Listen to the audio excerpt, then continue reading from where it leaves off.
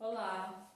Bom, vamos para mais uma aula de ciência, tá bom? Hoje nós vamos falar sobre classificação e utilidades da água, tá certo? Aí no roteiro de vocês, né, tem a questão dos tipos de água, né, que a gente vai ter, que a gente tem. Por isso é que o termo classificação. O assunto tá lá na página 106, viu? Para vocês acompanharem aí no livro. Vamos lá. Quais são os tipos que aparecem, né? Quais são as classificações que aparecem? Nós temos potável, fervida, da chuva, termal, poluída, alcalina, mineral e destilada ou desionizada, né? Deionizada. Vamos lá para a água potável. O que diz o texto sobre a questão da água potável? É aquela que está apta para o consumo humano, né, em todos os sentidos, ou seja, passou por uma estação de tratamento. Diversas substâncias são usadas para tornar a água potável. Entre elas nós temos o sulfato de alumínio, para a remoção dos sedimentos e das impurezas. Nós temos o gás cloro, que é para a degradação de bactérias e outros micro-organismos de potencial patogênico, ou seja, micro-organismo que faz parte dessa água. Então, para ela ser consumida, ela precisa ser retirada esses detritos, né, que a gente encontra, que a gente chama de cisco, né, quando ela é retirada da natureza. Ela pode vir trazendo esses detritozinhos que faz parte do solo, né, e a questão dos micro-organismos, que também vem na água. Aí tem que colocar uma substância para que esses micro-organismos sejam mortos para depois a gente consumir. E é por isso que ela é chamada de água potável. Aí nós temos a fervida, que quando a gente aquece ela, esses micro-organismos morrem, então ela também, depois que esfria, pode ser consumida. Nos lugares onde não tem essas máquinas, essa mecanização para retirar esses micro-organismos e esses detritos, a água pode ser fervida. Aí na hora que ela ferve, todos esses micro-organismos morrem, né? E esses resíduos, por mais que venha na água, mas de certa forma não vão fazer mal por conta que a água foi fervida. Temos a água da chuva, que é aquela natural, mais ácida do que as demais, porque possui ácido carbônico em sua composição, né? Porque é a água da chuva. Então, tudo que está na natureza vem vindo na água, na hora que está chovendo, né? Vai pegando esses gases que estão no ar. Então, vai juntando e ela pode vir mais ácida do que o normal. Então, também não é própria para ser consumida.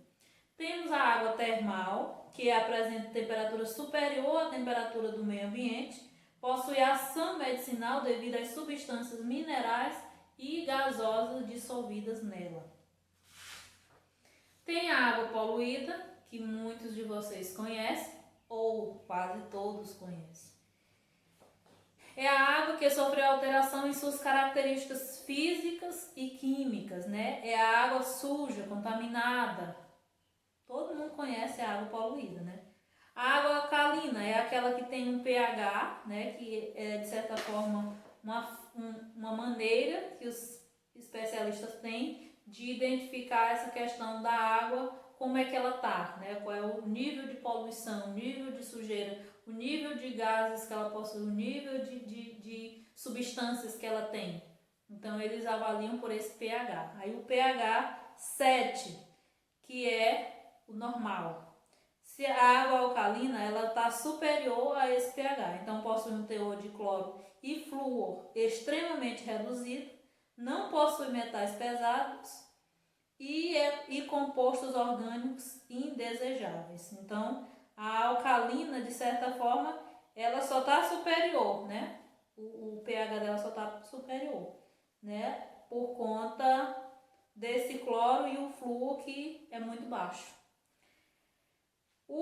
A água mineral, que é aquela obtida em fontes naturais e que é engarrafado para o consumo. No caso da água mineral com gás, a indústria injeta um gás carbônico na água líquida, que irá dissolver esse gás sob pressão e mantê-lo quando engarrafado, né? Por isso que quando a gente abre aquelas garrafinhas com gás, elas fazem dar aquela chiadazinha, porque foi colocado esse gás, foi injetado essa questão desse gás carbônico na água e ele foi dissolvido nela, mas ele não foi liberado. Ele está lá preso por conta da garrafinha tá vedada, né? E ela também não é boa para o consumo, a água mineral com gás. Aí nós temos a água destilada, que é a única que possui, aliás, que pode ser chamada de água pura, obtida por meio de destiladores ou deionizadores. É utilizada em laboratórios de química para pesquisas analíticas e naturais, tanto qualitativa quanto quantitativa. É totalmente imprópria para o consumo. Lá na página 108, nós temos a questão da utilização da água, né? Além de ser líquido, além de ser um líquido indispensável à vida, podemos utilizar nas diversas atividades domésticas, né? Nas atividades agrícolas. Aí nós temos aí em casa, na cozinha, para lavar as mãos, nas indústrias, para produzir bebidas e para produzir perfume, né? A gente vê onde existe essa parte de produtos líquidos, né? Onde entra a parte de higienização, sempre a água está inserida, né? Na hora de produzir alimento, na hora de limpar a casa, na hora de produzir materiais líquidos. Por isso é que ela é utilizada também nessa questão da perfumaria, nas indústrias por conta de limpeza, né? E também na produção de materiais líquidos. É usada pela navegação para transportar pessoas e mercadorias em rios, mares, oceanos e atividades de lazer, né? Que a água é utilizada também na parte de transportes aquáticos, né? E a água gera ainda energia elétrica produzida nas indústrias hidrelétricas, né? Que vocês também já conhecem, que a gente até estudou na geografia, que é a questão da produção de energia, né? Que temos também a produção de energia a partir das hidrelétricas, que é lá nas usinas, né? E na página 109 nós temos a economizando e evitando o desperdício de água, né? Que é uma medida que a gente, por mais que a água a gente observe que seja em abundância nos mares, em abundância nos rios, em abundância nos lagos, né? Mas não é uma coisa que não pode acabar. Sim, a água pode acabar. E como a gente viu na página anterior, é um líquido indispensável à vida. Ou seja, se a água deixar de existir, consequentemente deixará de existir também as vidas. Seja vida humana, seja vida animal, seja vida vegetal, todo tipo de vida também irá deixar de existir, né? Porque é uma coisa que a gente sobrevive a partir dela, tá certo?